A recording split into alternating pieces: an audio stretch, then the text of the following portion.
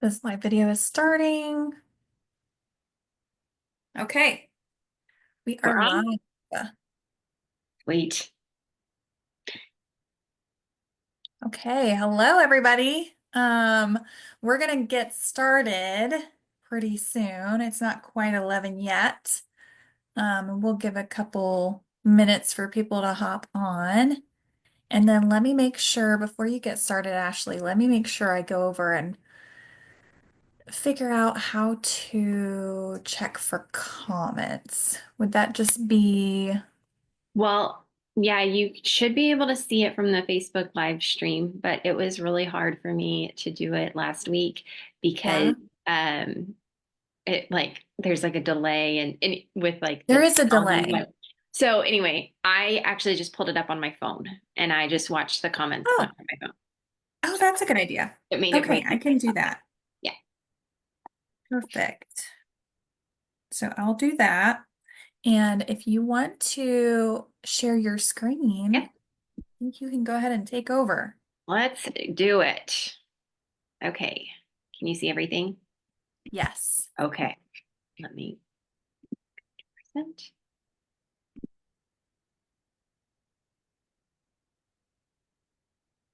Oh my God. Go a little bit faster, please. Don't we love it when technology is slow? Lord Almighty. What is Um, happening?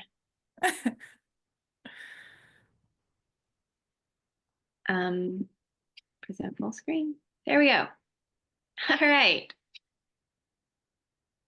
Yay. Okay, it's going into full screen. You're good. It's doing something. Okay. So welcome, everybody.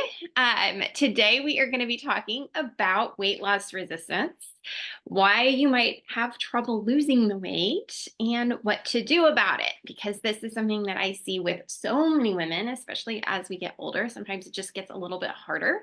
But that is not because of your age, it's just because there's a lot more that's going on in your body. And there's a lot that has gone on in the past that is affecting you now.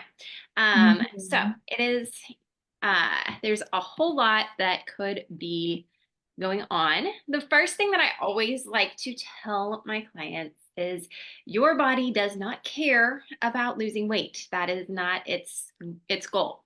Your body cares about keeping you alive and keeping you safe. And when it doesn't feel like it's able to do that, it will kind of shut down the things that you're wanting it to do. So I always kind of tell people to picture this. You have a kitchen fire, okay? Like something on your stove is on fire and eventually it's going to burn down the house. But you're in the living room and you're trying to paint the walls because you're worried about the cosmetic look of the house and you're Mhm. ignoring the kitchen fire that is eventually going to wreak havoc on your body. So you have to address the fire before you can address the cosmetics. So let's talk about just kind of the basic principles of weight loss. This is something that I see a lot of people that, especially in the functional health space, we kind of dive into a lot of the, gut health and the hormone health and all of the things, but calories in versus calories out still matters when it comes to weight loss. The basic principle of weight loss is that your body burns more calories than what you are consuming. But you do have to be accurately tracking in order for this to happen or to know if this is happening. And for you to be able to lose weight, you have to actually truly be in a calorie deficit. So, this is always the question that I ask my clients whenever they're like, okay, but the scale is not moving. Well, are you really in a calorie deficit? This means that you are tracking all of your food because what I see happening a lot with women is they think that they're in a deficit, but they're not accurately weighing or measuring what they are consuming. And so they're actually consuming a lot more calories than what they realize. I see this a lot with things like peanut butter. Like 1 tablespoon of peanut butter is a lot less than what you think. So if you're not actually measuring that out, but you're tracking that you had a tablespoon of peanut butter, but you actually had a tablespoon and a half. Well, if you think about if you're doing that with everything throughout the day, coffee creamer, 2 tablespoons of your coffee creamer is probably a lot less than what you're actually pouring in there if you're not measuring it out. And so I do see that a lot with women with anybody, honestly, is that they're not completely accurate with those things. The other thing that I see happen sometimes is people are way overestimating how many calories they're burning during their workouts or when you're on a walk. And so they're kind of adding those calories back in, or they're like, oh, I burned 500 calories during my workout today. And so they'll add in, some of those calories. We don't want to do that. We want to make sure that we are keeping that completely separate. We're not adding calories back in. We're not earning calories from workouts. Our workouts are to build strength. And then our calorie deficit is the thing that helps us to lose the weight. Moving on. But I've stuck to my deficit for months and the scale still won't budge. Why does this happen? There is more that's going on in your body that is keeping you stuck. So we're going to talk about some of the reasons that calories in versus calories out is no longer working for you.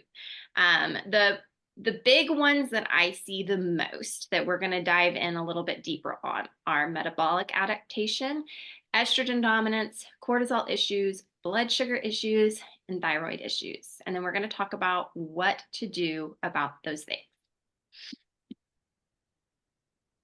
So let's talk about metabolic adaptation. So your metabolism is very adaptable. It will start to adapt to the number of calories that you consume. This is why we cannot diet forever. So you ladies that have done all the diets out there that feel like you have been dieting for your entire life and the scale still doesn't budge, this may be you, because when you are constantly consuming low calories, if you're always dieting, if you're keeping your calories really low, your metabolism will actually adapt to that low number of calories. So you are not burning the same amount of calories that you used to, which is going to halt your weight loss progress. It lowers your BMR, which is your basal metabolic rate. This is the number of calories that you will burn just by being alive. If you were to just lay completely still in your bed all day long, your BMR is the number of calories that you would burn just laying there. Your TDEE, which we'll talk a little bit about, is your total daily energy expenditure. So when the metabolism lowers, both of these things lower, which makes it really hard to lose weight. If you have been consuming 1,400 calories for a year and you're not losing weight there, that means that your metabolism, now 1,400 calories is your maintenance. That's where you're maintaining your weight, which means it's really, really hard to go into more of a deficit because there's nowhere to go. You would have to eat like 900 calories a day in order to lose weight, which is not healthy and not realistic for really anybody. So to know if this is you, here's what I would do. Go to tdeecalculator.net or find any TDEE calculator, enter in your information.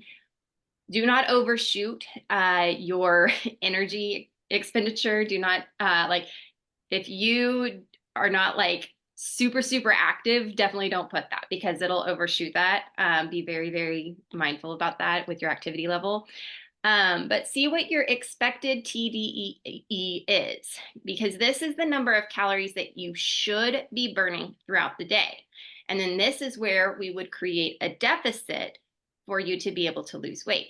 But if you can't maintain your weight at that number, then creating a deficit is going to be really hard to achieve. Okay. A lot of times when I tell people what their expected TDEE is, they're like, oh my God, I can't imagine eating that much. And I'm like, that's probably the problem. So that would be a great place to start to see if that is something that you may be struggling with. So, Ashley, when Yeah. this happens, because I do see it a lot, Mm-hmm. um, and I think honestly, this is where I feel like working with someone like yourself who's Mm-hmm. guided people through that process, it's so scary to be overweight and then be asked to eat more. It's Right. like, it's a really, really hard step. It And is. I feel like it can be done in a way that's easier or harder depending on how you do it. And Mm-hmm. so I just want to encourage someone who's listening to that and really relating to it, where they're like, I've been dieting forever. I eat low calorie. I do exercise. I'm running every day or whatever, and still stuck. Really encourage you to consider working with Ashley because it's hard to do it on your own. It is Yes. tricky, once your metabolism has slowed down to renourish yourself in a way that doesn't backfire pretty Hmm. easily. So, just my 2 cents on that. Because obviously we're going to be sharing a lot of information on this presentation that can be helpful, but if you know that that resonates with you, just think about it because Yeah. it is not super 1 + 1 = 2 easy. So No. that's just my 2 cents I'm throwing in. No, yeah, for sure. And one of the things that I see, and it's diet culture, right? Like I mean, I grew up in the 90s and I watched my mom do every diet under the sun. And we've kind of been ingrained as women to think about like we need to eat as little as possible to Like a survive. little bird. Yeah, and that is so not the case. The goal is to eat as much as possible and still be able to lose weight. Okay. So that's where we kind of have to, there's a lot of mindset things that have to change in order for this to be possible. And it is hard. I definitely don't recommend trying to do it yourself because you can, if it's not done correctly, you can gain weight. And some people do gain a little bit of weight during this process. And that's really hard when people are like, I wanted to lose weight and the scale went up. I'm like, okay, but we're focused on your health. We've got to fix your health so that it's possible for you to lose weight in the future. And do you want to lose weight Mhm. now or do you want to lose weight forever? Because you Mm, can't lose that's weight good. forever if you have an adapted metabolism. Yep. Um, some things that we can do to fix it, you have to spend some time not dieting. You have to spend some time increasing your calories until you are eating at your expected TDEE. Because once you get there and you're able to maintain your weight at that number, it's so much easier to lose weight because you're not having to crash diet all the time. You're able to go into a moderate deficit where you can still enjoy some things here and there. You're able to fit some things into your calories throughout the day so that life doesn't suck, okay? You don't have to do the crash diet to get that weight off, okay? Um, another thing that helps significantly is strength training. Especially if you are going through a reverse diet and adding calories back in, if you partner that with some really good strength training where you are being very mindful about it, you're adding weight over a period of time, really starting to build muscle. The more muscle that you have on your body, the faster your metabolism is. And so that is one of the biggest metabolism hacks I could possibly give to you is Hmm. build muscle. Do not be afraid to pick up the heavy weights, ladies. The other, Because muscle literally increases the BMR, right? yes. That metabolic rate. And so Mhm. if you're, you know, working at your desk and you have a little bit of muscle, you're only burning this many calories. If you have a lot of muscle and you're sitting at your desk for a few hours, you're burning Mhm. more calories just naturally because you have more muscle. And so Exactly. that's why she's really hounding on this strength Yeah. training. Yeah. So true. It is, yeah. And especially as we age, we naturally lose muscle. And so it's even more important to be strength training, so that we're not losing the muscle. And, this is what I see with those crash diets too. You may lose a lot of weight really fast, or like the weight loss medications and things like that. You may lose a lot of weight really fast, but you're also losing muscle during that process, which is eventually going to do more harm to the body because you don't have the muscle to keep your metabolism up. Sure. So it's kind of there's pros and cons to everything, but this is probably the biggest hack I could give you when it comes to the metabolism. The other thing you want to do is address any other imbalances in your body for sure, because all of that can affect the metabolism as well. If you're not metabolically healthy, weight loss is hard. And then work with a coach who can help you with this. The next thing that I see that causes a lot of weight loss resistance is estrogen dominance. So, this is when estrogen levels become elevated or when estrogen is high in relation to progesterone. Our hormones need to do the happy dance with each other. So, one level, you don't want to just look at one level, you want to look at their relation to each other. This often causes a lot of weight retention, especially in the belly and the hips and the thighs. So if you are somebody who really holds weight there and that's really hard, that's something I would recommend getting checked. You can check estrogen with blood work, but I prefer saliva testing or dried urine testing for estrogen dominance, because there's just not one size fits all approach to estrogen dominance.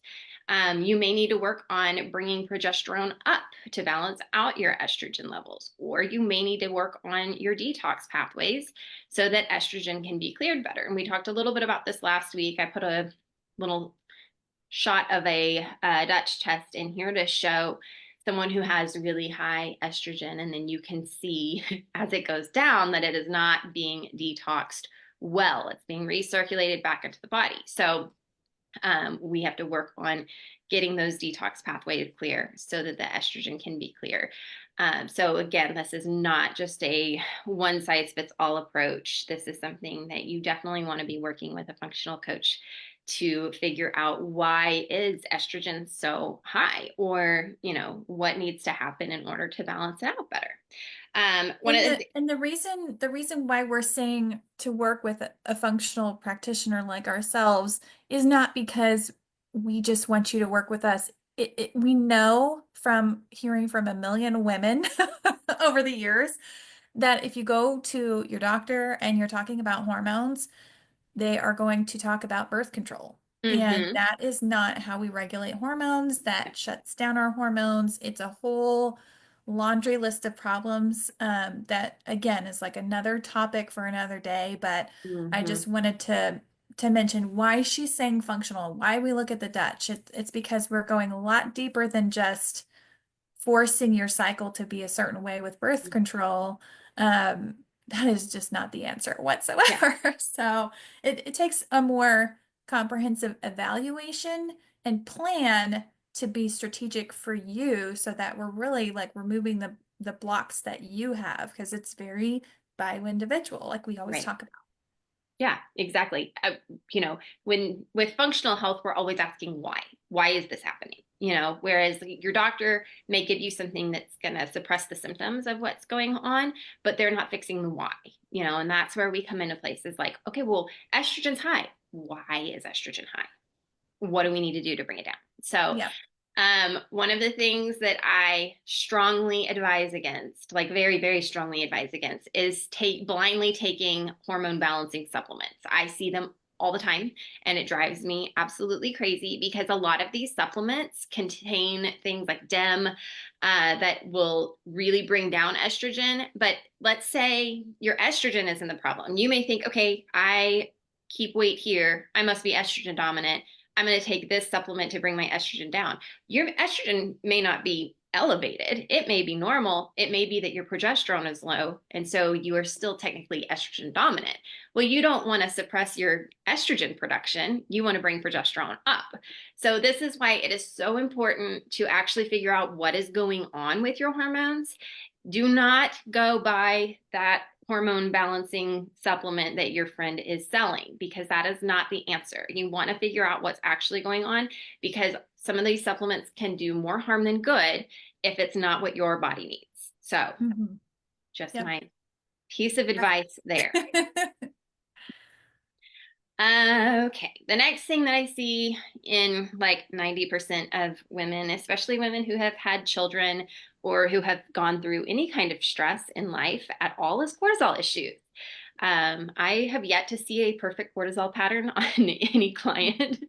And so As a this, baseline, right? yeah, yeah. Maybe on retesting when we've like Yes, implemented some things and got it yes, worked out. exactly. I have yet to see anybody that has perfect cortisol when we first start working. Like, it because we go through a lot as women. Your cortisol can be too high, or it can be too low, or you can end up with a dysregulated pattern. And I should have put like an example of this on here, but your cortisol is supposed to be highest in the morning, and then it kind of slowly goes down throughout the day. So sometimes that pattern can get messed up, and that will still cause issues, and can still cause stubborn weight gain. This is typically seen in the belly, like you hear about cortisol belly. A lot of Mhm. times when we have cortisol dysregulation, we store fat in our belly area. Um, so how to test cortisol, you cannot accurately test cortisol in blood work. So if you have had that checked at your doctor and they've done blood work and they're like, oh yeah, your cortisol's fine. Cortisol fluctuates so much throughout the day. And when you test it with blood work, you are only getting that one snapshot of of time. So you're only seeing like that 1 second what your cortisol was doing. And the other thing too that I see is like you're getting a needle stuck in your arm. So a lot of times people's cortisol kind of shoot up a little bit anyway. So you'll want to do either like a saliva or a dried urine test to figure out what's going on with your cortisol, to figure out really what you need to do about it. But some basic, go ahead. And oh, never mind. You're jumping into it. What I was just going to talk about too. So No, you sorry. Go ahead. Some basic things that I think everybody can do that help is regulate blood sugar. Cortisol tends to follow blood sugar, and vice versa. So regulating your blood sugar can help regulate your cortisol. You also want to regulate your circadian pattern. Get sunlight on your eyes first thing in the morning. Get sunlight on your eyes in the evening, so that we are literally like triggering our mind. Hey, like it's morning, it's time to wake up, it's time to produce cortisol, or hey, it's evening, it's time to like slow down, it's time to relax. Those things can help significantly. Manage your stress. I know, like, we're busy women, we've got a million things going on. But I always tell my clients, like, find things that you can say no to. If it's not a heck yeah, then maybe it needs to be a no right now while we're fixing the body. Like, what can you assign to your husband to do so that you have less on your plate, so that you don't feel that weight of the world? You know what that reminds me of is what you were talking about earlier with the mindset and like just the Mm-hmm. way women in general we were like kind of trained to think, okay, we need to be small, we need to be skinny, and we're not necessarily like taught to want to be strong Mm-hmm. for sure. Like that's like a man thing. But, we talked about the muscle. Well, this is another side of it where like we're often taught to be people pleasers. Yeah.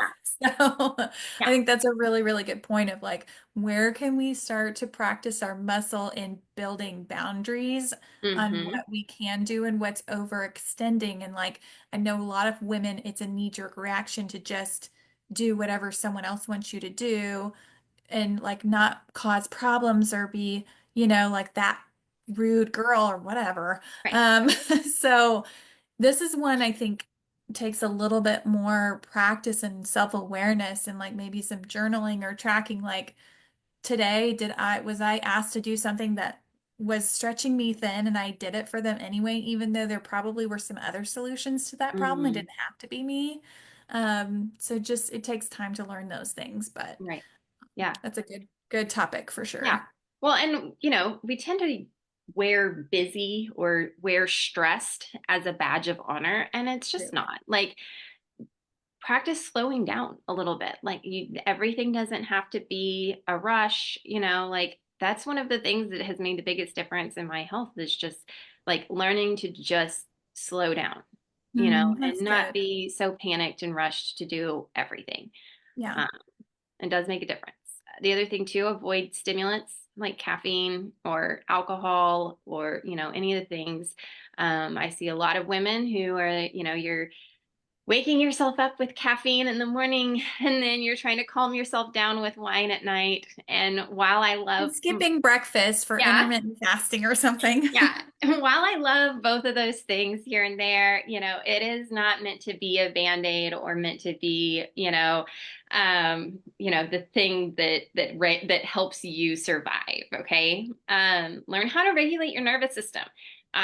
It is very normal for us to go into fight or flight, when we are stressed and things like that. But when we live there, then that becomes a problem. When we don't know how to regulate back to our parasympathetic nervous system, and we live in fight or flight, then that is going to affect our cortisol. Like, that is just going to wreak havoc on our body, which then wreaks havoc on the gut and wreaks havoc on all the other hormones. And it's just a big trickle down thing. So learning how to actually regulate your nervous system, so that when you get stressed, when life happens and you are, there's a lot going on, you're able to calm yourself down in those moments so that you don't live in fight or flight. The other thing too is stop over exercising. Um, and get good quality sleep. Ladies, if you are waking up at 5 a.m. after sleeping like crap and then going and doing a HIIT workout, you're probably doing more harm to your body than good. Because you are putting a lot of stress on your body with that HIIT workout or with that cardio or whatever it is that you're doing. When you're coming off of a night that you didn't sleep well, that's just putting more stress on your body than what it's worth. Exercise can be a good stress to the body, but it can also be a bad stress to the body as well if you're over exercising, or if you're exercising when you're not getting good sleep, or when you're sick or things like that. So prioritize rest, like prioritize sleep like it's your job, because it really does matter to your health. I would always say, like, I would rather see somebody skip their workout because they needed an extra hour of sleep, than get up and try to over exercise on top of, a body of, or a night of poor sleep. So, the other thing too is heal any internal stressors. If you have GI issues, if you have issues with detoxification, any of those things, that can actually affect your cortisol too, because your body is responding to a stress. Even though it's not something that you realize is happening, that's still a Hmm. stress on your body, and your cortisol is going to respond to that. And then there is supplementation that you can take, but again, do not do this blindly. If you are taking supplements to lower your cortisol, but your cortisol is already low, that's going to do more harm than good. Hmm. So definitely figure out what's actually happening with your cortisol pattern so that you can add supplementation in a way that is going to be beneficial to you. Those cortisol balancing drops that everybody is selling right now are not the answer to your cortisol issues. And also, too, like, supplementation is not going to fix it on its own if you're not working on all the other things. So, Yeah, yeah, for sure. the next thing that I see is blood sugar issues. When blood sugar is not well regulated, or we're dealing with insulin resistance and things like that, this can also cause stubborn weight. The other thing that I see with this is this can also make it really hard to deal with food noise and can lead to a lot more binge eating. How many of you end up in your pantry at 9 o'clock at night after your kids are in bed and you can't stop eating all of the junk food? One of the questions that I always ask is, well, what did you have for breakfast? And 90% of the time, when they are binge eating at night, they're like, oh, I just had coffee.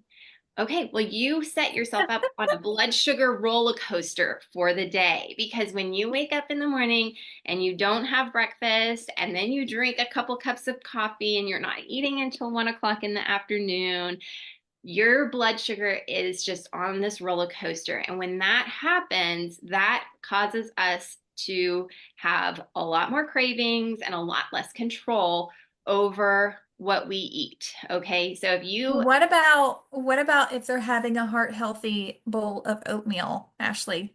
also probably would advise against the heart healthy bowl of oatmeal, not that there's anything wrong with the I'm oatmeal. just trying to pick on the Heart Association for a I know, second right? for that one.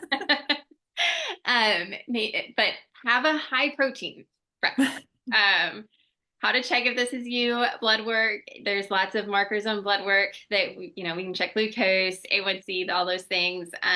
You can also get a glucose monitor and check your fasting glucose in the morning if you so desire. I've had clients that will use a continuous glucose monitor throughout the day. I don't think that that's necessary for most people, but it can be beneficial if somebody is dealing with a lot of fluctuation. Um, and then how And to I really will, oh, go ahead. so let me just add real quick because a lot of people will go to their doctor, the doctor says everything's fine. And so when I'm talking to them about thermography results or something, and I'm like, oh, it seems like, maybe blood sugar, or I'm looking at their health history or whatever.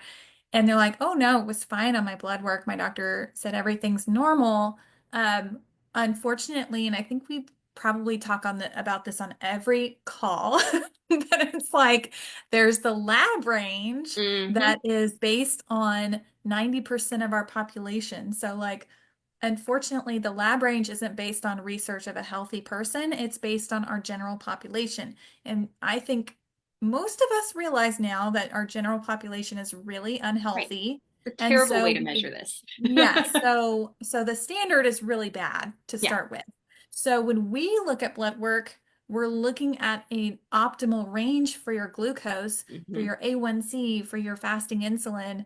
And I will just throw out there as a little side tip that if you can't get blood work through us and you have to go through your doctor, ask them for A1C, ask them for fasting insulin because a lot of times the glucose will kind of be okay for a long time. Hmm. Meanwhile, that insulin resistance is starting on a low grade level and holding you Hmm. back with your weight long before the glucose goes over 99 to where the doctor even glances at it. Hmm. Because even then they're like, they kind of blow off a lot of things.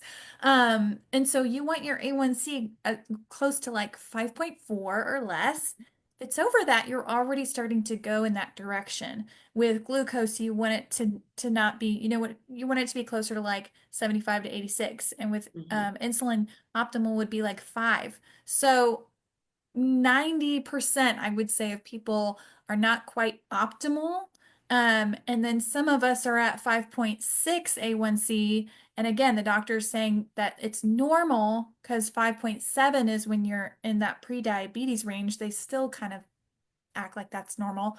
Right. But what the research has shown is that your risk factors for diseases is already in play. Like it's already a significant increase once you go past 5.4. So, um, all that to say, my little soapbox of like what we've been told is normal by our doctors, unfortunately, is not in our best interest for prevention.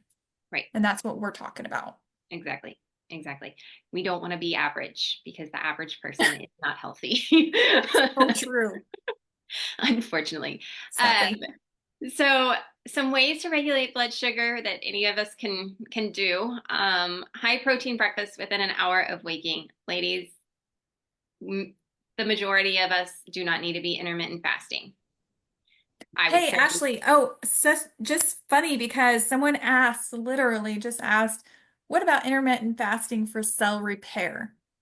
That's a big I topic. I know it's a big there's topic. a million other things that we can do for cell repair that don't involve intermittent fasting because intermittent fasting is just not good for our blood sugar. It's not good for our cortisol levels.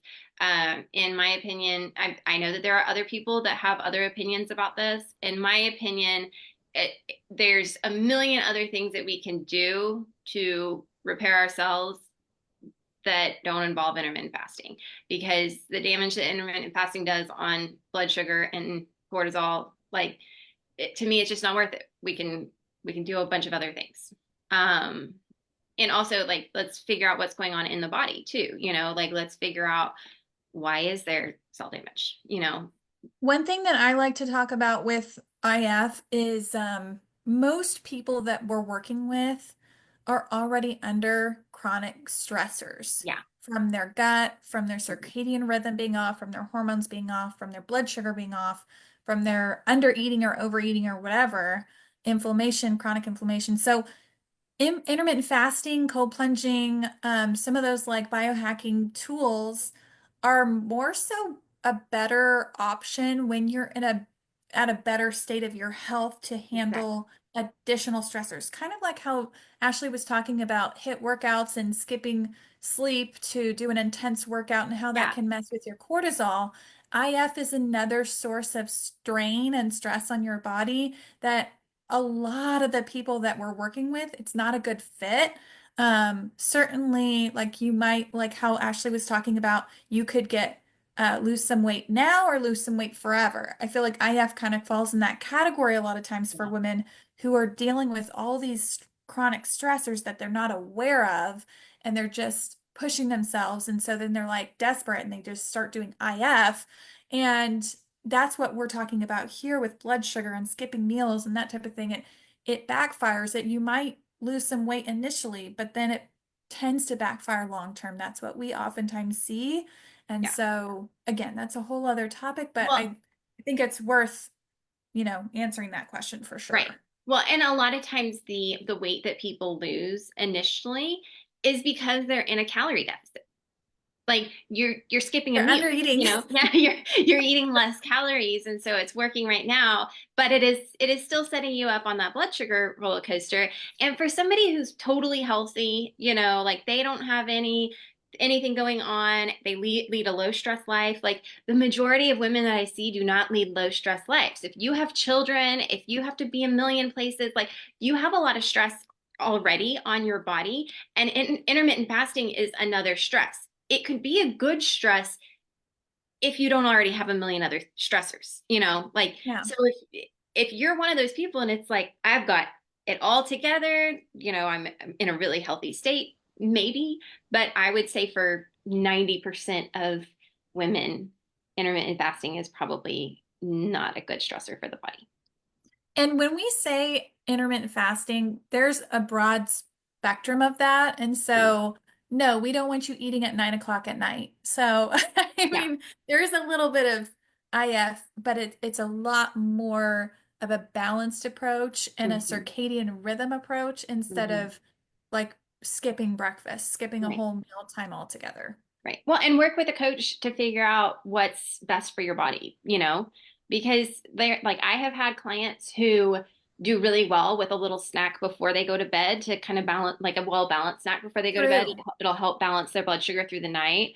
I have other people who like need to stop eating at 7 o'clock because Yeah. otherwise their blood sugar spikes in the middle of the night. So Yeah. that's very, very case by case dependent, And if you're somebody that thinks that intermittent fasting might work, like run some labs, figure out, what's going on in your body. And if it works, then cool. But for the majority of people that are just going to watch this and go about their day, I would say get a good high protein breakfast within an hour of Hmm. waking. Hmm. And definitely before caffeine, because the last thing we want to do is chug down a bunch of coffee on an empty stomach and then spike the blood sugar more. That's setting you up for a really good crash later on in the Hmm. day. Um, well balanced meals with protein, fats, carbs, and fiber. Most of us are not getting enough fiber throughout the day. That helps to stabilize the blood sugar. No naked carbs. This is a rule for a lot of my clients. But if you consume carbs by themselves, carbs are not the devil, y'all. They serve a really good purpose. But when we eat them by themselves, then that kind of sends our blood sugar up. When we pair it with protein, fats, and fiber, then that helps to stabilize that spike so that And we, carbs is not just pasta, it's yeah. sweets too. So just Yeah. FYI. No skipping meals. That's gonna just put us on that roller coaster. If you can, taking a walk after meals helps to stabilize blood sugar as well. I know that's not always possible, but it's one of those things that can be beneficial. The other thing too is if this is continuing to be an issue for you, I would definitely check for GI or liver issues, since that can Hmm. play a major impact on blood sugar as well. Yeah, and thinking back to when we talked about cortisol and the belly, like the weight gain Mhm. at the belly, another really big factor is the liver. The Mhm. liver is struggling, the belly's going to be bigger, and that goes kind of hand in hand with blood sugar. Mhm. So For if you sure. have blood sugar issues, think about how you can support your liver and working with someone who would do that Yeah, safely for you. absolutely. Okay. The next thing is thyroid issues. When the thyroid is not functioning optimally, by optimally, we don't mean average. It can make weight loss feel absolutely impossible. When you go to your doctor and they see that this is an issue, this might come with a diagnosis of like hypothyroid or Hashimoto's. Um, this is not a thyroid medication deficiency. Okay. You're not deficient in armor or whatever the other thyroid, blanking on the names of them right now. But you're not deficient in thyroid medication. There is usually something upstream that is causing this to be an issue. So how do we check this? The thyroid has to be tested with blood work. So you do need a thyroid panel. But you want to make sure you are getting a full thyroid panel. TSH is not enough information. I see so many women who are like, "Oh yeah, they said my thyroid is fine," and I'm like, "Well, what markers did they check?" Okay, they check TSH. There's so much more to look at than just TSH. There's Hmm. so many more issues that can be at play when it comes to the thyroid. Um, so some things to keep in mind when it comes to fixing your thyroid. This is very, very dependent on what your results look like. But the biggest thing that I will say when it comes to thyroid issues is look upstream. I have had several clients that I've been able to come off of thyroid medication completely because we healed the upstream issues that were causing the thyroid to dysfunction. Hmm. There is a time and a place for medication. There are some people who need it. That is one thing.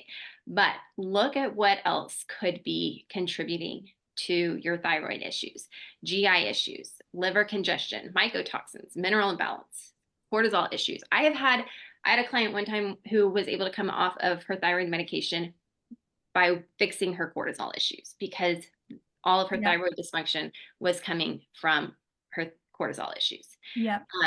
So what all is contributing to the thyroid problems? Let's fix that and then figure out what's actually going on with the thyroid when the body is functioning the way that it should.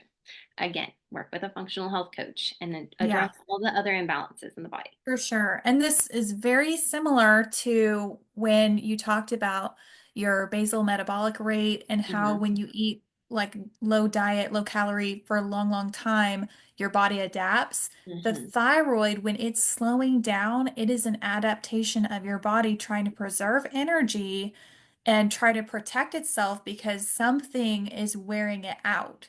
Right. And whether that's cortisol or gut issues or whatever, that's why that's why I really struggle when someone comes to me and they want to do a thyroid panel. I'm like, yay, I'm so glad you want to do a full thyroid panel and not just TSH.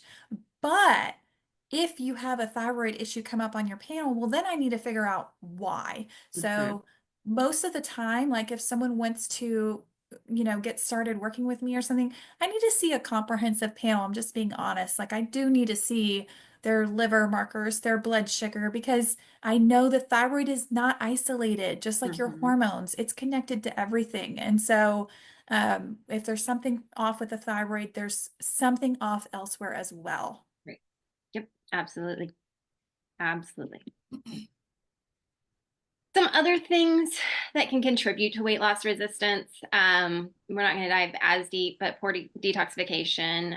Rebecca talked on that just briefly, but if your liver is congested at all, that is going to cause a lot of weight gain, especially in the belly area. So that's definitely, and then that's going to lead to the hormone issues. It can lead to cortisol issues. Like that's going to lead to so many other things in your body as well. So you definitely want to make sure that you are able to detox everything in your body the way that you are meant to. Inflammation can also cause a lot of weight loss resistance. This can also cause you to be like, look like you've gained a ton of weight when really it's inflammation, and I see this a lot when like people go on vacation and they're like, oh my God, I gained 5 pounds in a week. And it's like, did you really? Because you would have had to really, really, really overeat to gain 5 pounds of body fat in a week. A lot of times when the scale is up like that, it's because your body is inflamed.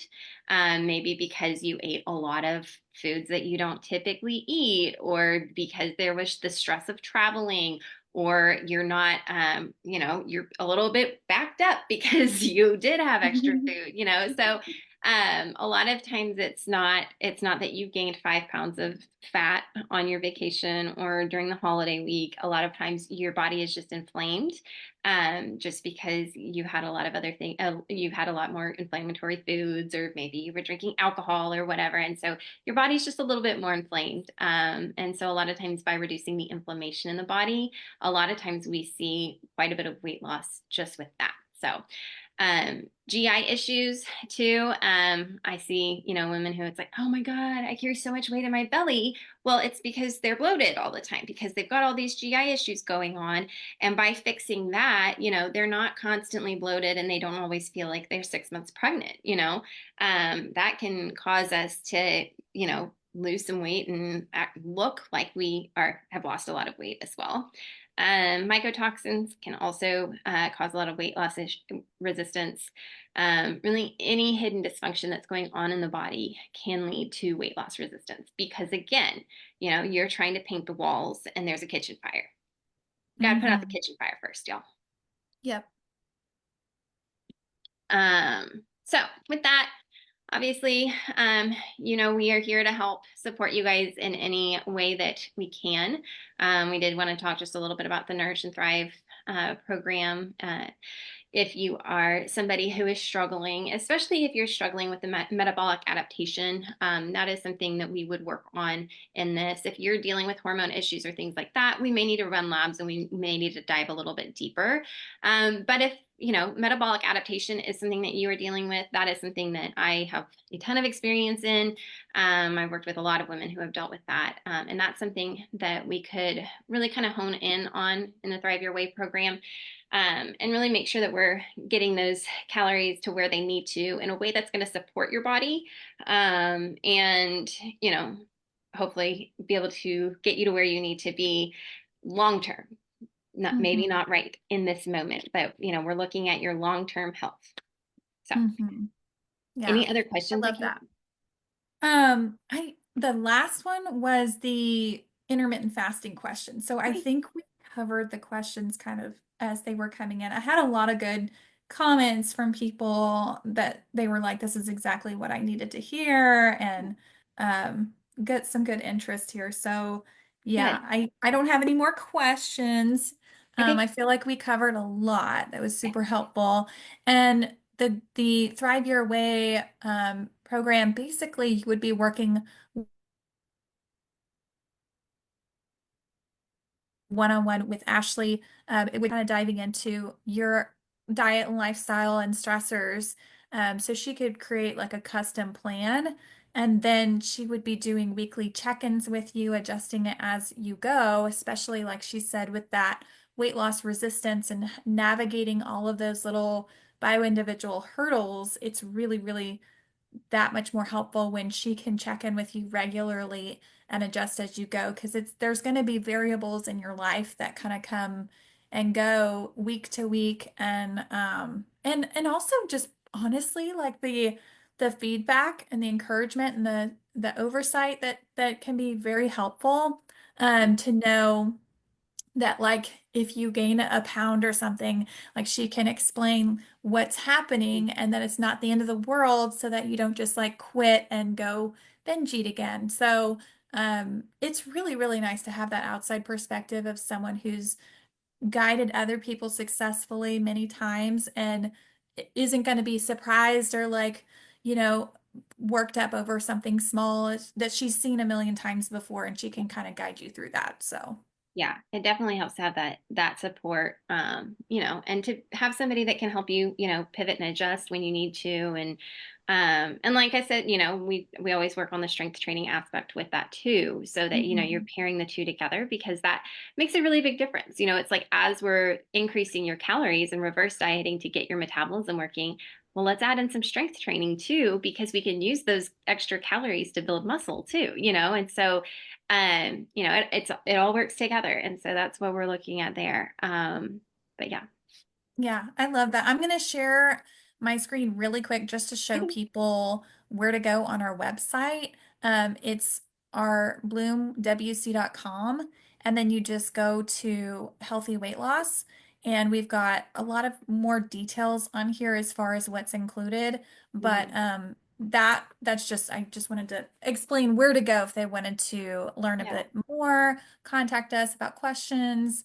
And yeah, we're here to help. So yeah. And if thanks you guys so have, much for yeah, sharing, if y'all Ashley. have questions, like if you're watching the recording of this later and you have questions, just drop it in the comments and I'll hop in and answer Yep. anything that comes up later. Awesome. Well, thank you so much. Have a great day, everybody. Bye, We'll y'all. see you again next time. Bye.